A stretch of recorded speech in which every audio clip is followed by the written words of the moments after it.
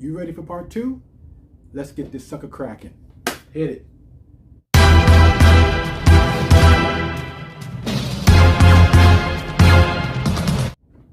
What's up, guys? Ken Mosley here, aka K Dog, back with another video. If you're new to the channel, I want to say welcome. If you're a returning viewer, I want to say welcome back. Okay, back with part two of how to make a YouTube video.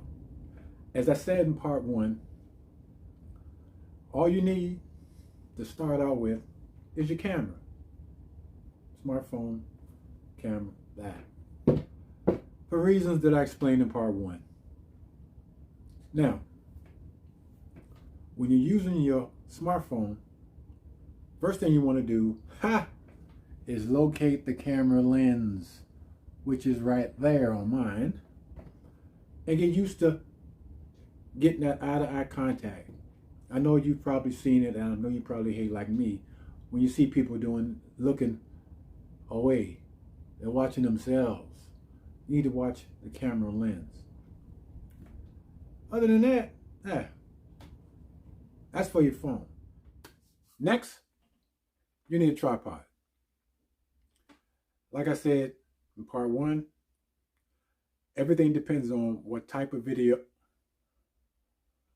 What the hell? Oh, sorry. There we go. That's a little better. Like I said, it depends on what type of videos you plan on shooting. Tripods come in all different shapes and sizes.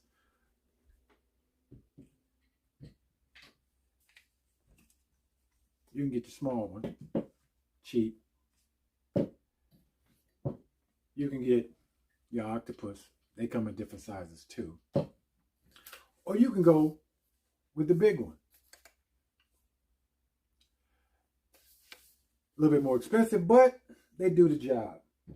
And makes filming a whole lot easier, as you can see. But like I said, depends on what you like. My opinion, starting out, you start as cheap as possible so you can get the feel of what you're going to be doing.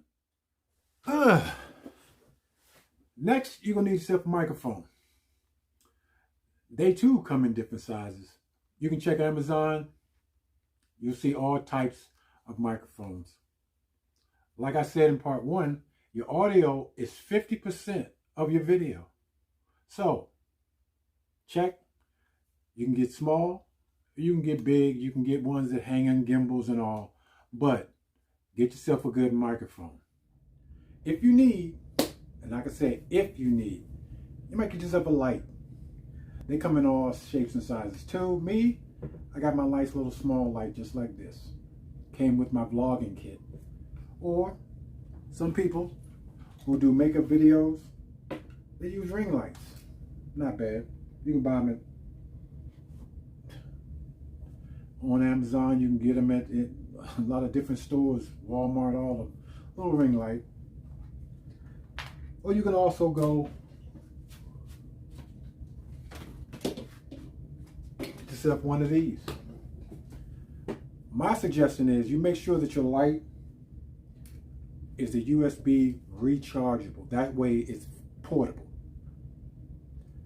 But like I said in part one of this series, you can use sunlight. You can use, like what I'm using right now, my light, basement light. Either way, your lighting is optional depending on what type of video that you're actually filming.